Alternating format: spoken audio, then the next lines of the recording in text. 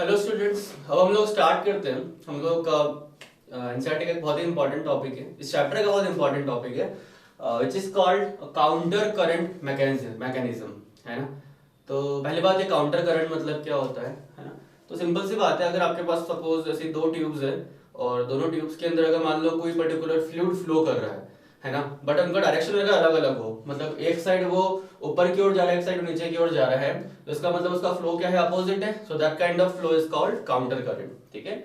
अगर वो दोनों फ्लो एक जैसा रहेगा तो क्या कहलाएगा, को करंट, है ना।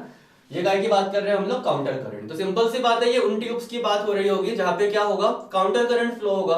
तो काउंटर करंट फ्लो जो होता है हमारे नेफ्रॉन के अंदर, हमको दो जगह देखने को मिलता है। देखो, इस पूरे के पूरे जो आपका काउंटर करंट मैकेनिज्म है ना, इसको आप दो भागों में बांट दो। एक तो आप नाम दो काउंटर करंट apparatus, एक को आप नाम दो काउंटर करंट सब्सटेंस, है ना।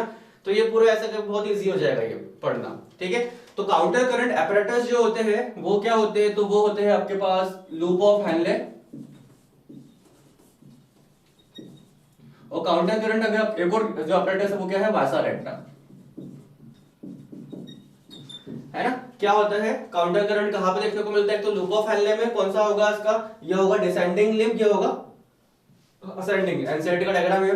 और एक ही हमारे पास क्या है, ये वासा रेक्टा। मैंने आपको बताया था वासा रेक्टा क्या होता है, मैंने आपको बताया था एफिरेंट आर्टरियोल जो होता है उसका कंटिन्यूएशन जो होता है किसके थ्रू आउट, पूरे नेफ्रॉन के थ्रू आउट, वो क्या करता है, नीचे की ओर आता है, मेडुला में जाके क्या करता है, लूप्स बनाता है, बहुत सारे स्पाइरल स्ट्रक्चर बनाता है किसके टुवर्ड, लूप ऑफ हेनले के आसपास। और उस स्पाइरल स्ट्रक्चर के अंदर ब्लड क्या करेगा, अपोजिट डायरेक्शन में फ्लो करेगा, उसको अपन क्या बोलते हैं, वासा रेक्टा। ये यहाँ पे ब्लड फ्लो कर रहा है, यहाँ पे यूरिन का फ्लो है, ठीक है।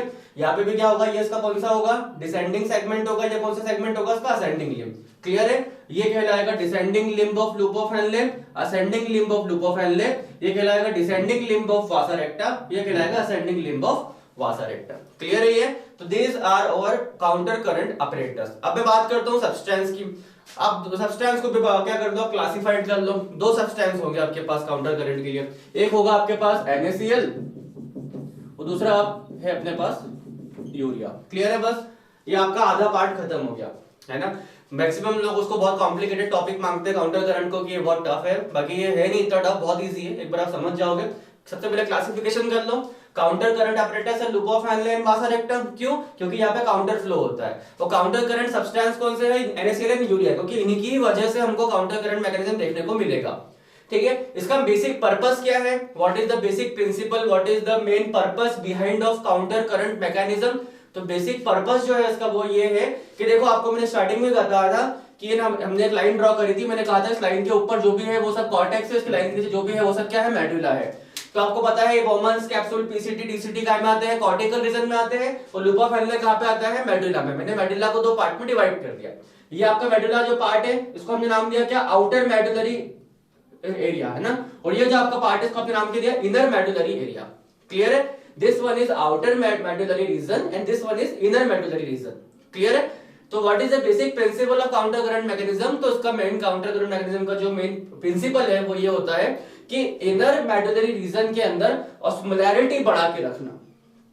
इनर मेडुलरी रीजन के अंदर क्या बढ़ा करना है इसको, ऑस्मोलैरिटी। ऑस्मोलैरिटी मतलब क्या होता है, वापस समझ लेते हैं। मैंने कहा था ऑस्मोसिस प्रोसेस के अंदर जो भी पर्टिकुलर मॉलिक्यूल पार्टिसिपेट करते हैं, एक्टिवली पार्टिसिपेशन करते हैं, उनको बोलते हैं ऑस्मोल्स। अगर उनकी संख्या बढ़ेगी तो क्या बढ़ेगी, ऑस्मोलैरिटी बढ़ेगी, ठीक है। तो यहाँ पे क्या है, जो भी हमारे पास जो ऑस्मोल्स है उनकी संख्या बढ़ रही है, और ये दोनों हमारे ऑस्मोल्स है, यहाँ पे NaCl एंड यूरिया हमारे ऑस्मोल्स है, ठीक है। तो ये हम देख सकते हैं यहाँ पे, जैसे हम ऊपर से नीचे को आ रहे हैं, इनकी ऑस्मोलैरिटी हमने एनसीईआरटी में देखी है। कॉर्टिकल रीजन में कितनी होती है, 300 होती है, ठीक है। अप्रोक्सीमेटली हमारे पास कौन सा, आउटर मेडुलरी रीजन में कितनी होती है, 600 to 900, and inner medullary region के अंदर कितना होता है ऑस्मोलैरिटी, 1200 ऑस्मोल, ठीक है।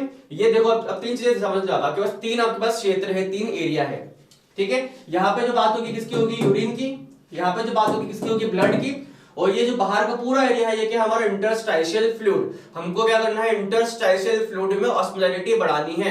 हम किसी, मैंने आपको बताया था बायोलॉजी का बहुत ही बेसिक सा प्रिंसिपल होता है, पर्टिकुलर किसी भी सेल को अगर पानी की देने की जरूरत है तो उसको पानी मत दो, उसको क्या दो, आप नमक दो, मतलब NaCl दो। हमने क्या किया, यहाँ पे ऑस्मोलैरिटी बढ़ा दी, मतलब इसके अंदर हमने नमक बढ़ा दिया, तो ऑटोमेटिकली क्या होगा, इन सब से पानी निकल के बाहर आ जाएगा। और इन सब से अगर पानी बाहर निकलेगा, अगर यूरिन से पानी बाहर निकलेगा तो क्या होगा, यूरिन में से अगर आप पानी को बाहर कर रहे हो तो यूरिन क्या होगा, कॉन्सेंट्रेट होगा। कॉन्सेंट्रेट यूरिन को क्या बोलते हैं, हाइपरटोनिक। तो humans have a capability to produce hypertonic urine, कितना, 4 टाइम, ठीक है। इनिशियल कॉन्सेंट्रेशन से 4 टाइम मोर कॉन्सेंट्रेट यूरिन क्या कर सकते हैं, हम प्रोड्यूस कर सकते हैं, डिपेंडिंग अपॉन द कंडीशन। अगर हम लोग के अगर बॉडी में पानी की कमी है तो इसी काउंटर करंट मैकेनिज्म के थ्रू हम लोग किस प्रकार का यूरिन प्रोड्यूस कर पाएंगे, हाइपरटोनिक। वो बोला भी जाता है ह्यूमन यूरिन की टोनिसिटी क्या होती है, हाइपरटोनिक होती है। पीएच कितना होता है, 6 होता है, ये हम आगे पढ़ेंगे। क्लियर है, ये बात तो क्लियर है, हाइपरटोनिक क्यों बोलते हैं, ठीक है। तो ये कंप्लीट मैकेनिज्म सिर्फ इस चीज को बताएगा कि हम लोग कैसे कॉन्सेंट्रेट यूरिन प्रोड्यूस कर सकते हैं, उसका मैकेनिज्म क्या है, ठीक है। 2 चीजों पर डिपेंडेंट है, 2 सब्सटेंस पर डिपेंडेंट है। अब देखो समझते हैं। यहाँ की कहानी मैं आपको बता चुका हूँ। लूप ऑफ हेनले जो होता है, लूप ऑफ हेनले में आपको पता है 2 लिम्ब होते हैं, डी बोलो तो for descending, A for ascending. और मैंने आपको कोड भी करवाया था, क्या करवाया था मैंने आपको, descending limb of loop of Henle is impermeable for sodium and permeable for water, है ना। वो इम्परमेबिलिटी का कॉन्सेप्ट है डीएनए, ठीक है। तो यहां से सिंपल सी बात है, सोडियम तो बाहर निकल नहीं पाएगा। सोडियम कहां से बाहर निकलेगा, फिर सोडियम बाहर निकलेगा आपके कौन से, ascending limb of loop of Henle से। यहां पे हम लिख लेते हैं कौन बाहर निकल रहा है, NaCl, ठीक है। NaCl क्या करेगा, ऐसे बाहर जाएगा, गया बाहर, ठीक है। तो NaCl जो है वो ascending limb of loop of Henle से क्या होगा, बाहर की ओर मूव करेगा, because ascending limb of loop of Henle is permeable for NaCl and impermeable for water. और यहां से जैसे ये मूव करेगा तो ये देखो कहां पे आ गया, इंटरस्टाइशियल स्पेस पे आ गया, हो गया आपके इंटरस्टाइशियल पे आ गया, ठीक है, मतलब आपके इनर मेडुला पे आ गया। And again it will reabsorb, कौन इसको रीएब्सॉर्ब कर लेगा, कौन सा लिम्ब है ये हमारा, डिसेंडिंग लिम्ब ऑफ, क्या हो जाएगा, descending limb of vasa रेक्टा। It will reabsorb through descending limb of vasa recta. And जब असेंडिंग लिम्ब पे आएगा तो वापस से ये कहां पे दे दिया जाएगा, कहां पे आ जाएगा ये वापस से, क्या है ये हमारा इनर मेडुलरी स्पेस, तो इनर मेडुलरी इंटरस्टाइशियम, ठीक है। आ गया वापस से NaCl। तो हुआ क्या, देखो एग्जैक्टली क्या हुआ, आपने क्या किया, एक चीज को यहां से निकाल के उठा के वापस वहीं फेंक दिया।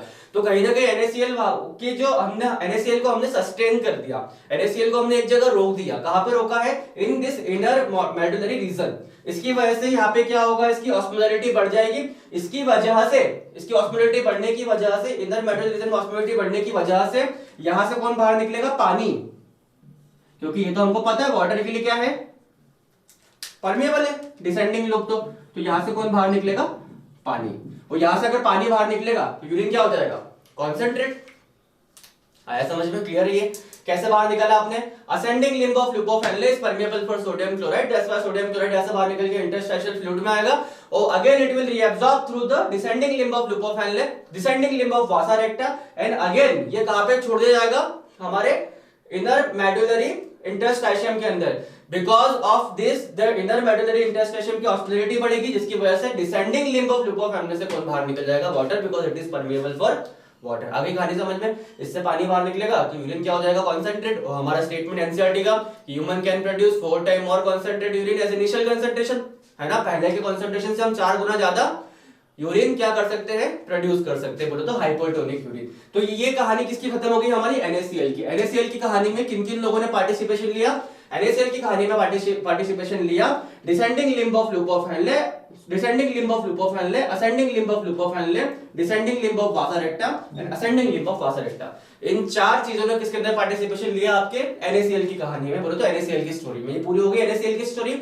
अब एक छोटी सी स्टोरी एक और हमारे प्रोडक्ट की है, वो है क्या है, यूरिया। मैंने आपको बहुत ही इनिशियल क्लासेस में आपको बताते जा रहा हूं कि यूरिया बहुत इंपॉर्टेंट है ना। हमने बहुत बार इसकी स्टेटमेंट देखी भी, यूरिया के क्या स्टेटमेंट आते हैं। तो अब इसकी यूरिया की कहानी देखते हैं। यूरिया की कहानी में कौन कौन पार्टिसिपेशन लेता है, तो ये भैया, केवल ये दोनों। कौन कौन है ये, collecting duct and ascending limb of loop of Henley. क्या है यूरिया की कहानी, तो यूरिया का ये स्टोरी है, आपको मैंने पढ़ा भी चुका हूं स्टार्टिंग में, कि very small amount of urea is reabsorb from the collecting duct. बहुत कम मात्रा में यूरिया जो होता है, कहां से, कलेक्टिंग डक्ट से क्या होता है, रीअब्सॉर्ब हो जाता है यूरिया। तो ये वहां से रीअब्सॉर्ब हो गया, ठीक है। और यूरिया जो है क्या है, एक प्रकार का ऑस्मोल है। ऑस्मोल मतलब क्या, ये एक एक्टिव सब्सटेंस है जो किसके अंदर पार्टिसिपेशन करता है, हमारे ऑस्मोसिस में। यूरिया कहां पे आ गया, इनर मेडुला आ गया, इनर मेडुला में यूरिया आ गया। इनर मेडुला में यूरिया के आने की वजह से क्या बढ़ेगी, ऑस्मोलैरिटी बढ़ेगी। कितनी हो जाएगी, 1200 हो जाएगी। 1200 हो जाएगी तो क्या होगा, पानी निकलेगा, किसमें से निकलेगा, कलेक्टिंग डक्ट से निकलेगा। तो क्योंकि हमने क्या किया, यूरिया को बाहर निकाला कलेक्टिंग डक्ट से, तो क्या हो गया, बाहर की क्या बढ़ गई, ऑस्मोलैरिटी बढ़ गई, जिसकी वजह से कलेक्टिंग डक्ट से भी क्या निकलेगा, वाटर जो है वो क्या करेगा, ट्रांसपोर्टेशन करेगा और बाहर की ओर आएगा। ये आ गया बाहर की ओर वाटर। तो हमने कहीं ना कहीं क्या किया, नेफ्रिक फिल्ट्रेट से और पानी बाहर खींच लिया। और पानी बाहर खींच लेना मतलब इसको और ज्यादा कॉन्सेंट्रेट कर देना, और ज्यादा कॉन्सेंट्रेट कर देना मतलब और ज्यादा हाइपरटोनिक कर देना। तो human can produce 4 time hypertonic urine as compared to initial concentration. बार बार एनसीईआरटी की लाइन बोल रहा हूं, रट जाओगे तुम, ठीक है। ये यूरिया बाहर निकल गया।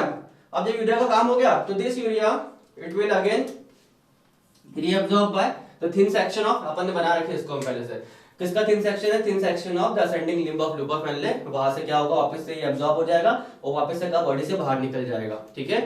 क्लियर है। तो हमने यूरिया का भी यूज कर लिया। यूरिया की कहानी में किसने पार्टिसिपेशन किया, collecting duct and the ascending limb of loop of Henle, ठीक है। कलेक्टिंग डक्ट से कुछ मात्रा में यूरिया बाहर निकलता है, इनर मेडुला में आता है, उसका ऑस्मोलैरिटी बढ़ाता है। उसकी ऑस्मोलैरिटी बढ़ने की वजह से इनर मेडुलर एरिया जो होता है वहां से कलेक्टिंग डक्ट से पानी सारा बाहर निकल जाएगा, जिसकी वजह से नेफ्रिक फिल्ट्रेट और ज्यादा क्या हो जाएगा, कॉन्सेंट्रेट हो जाएगा, ठीक है। और इसी की वजह से human can produce 4 time more concentrated urine as initial concentration, ठीक है। इसको बहुत टफ समझते हैं, बाकी ये इतना टफ नहीं, बहुत इजी है। 2 पार्ट में डिवाइड कर दो, पहले NaCl की कहानी समझ लो, फिर यूरिया की कहानी समझ लो। 2 ऑपरेटर्स होते हैं बस, loop of Henle and vasa recta, और ये कहलाता है हमारा काउंटर करंट मैकेनिज्म। काहे के लिए, सिर्फ ह्यूमन यूरिन को कंसंट्रेट करने के लिए बॉडी में एक स्पेसिफिक एडाप्टेशन है which is called counter current mechanism. कौन पार्टिसिपेशन करता है इसमें, loop of Henle and vasa recta. कौन से सब्सटेंस पार्टिसिपेट करते हैं, NaCl एंड यूरिया। किसके लिए करते हैं हम लोग, सिर्फ नेफ्रिक फिल्ट्रेट में से हमारे वाटर को बाहर निकालने के लिए, जिसकी वजह से हम लोग क्या कर सके, 4 टाइम कंसंट्रेटेड यूरिन प्रोड्यूस कर सके, ठीक है। ओके।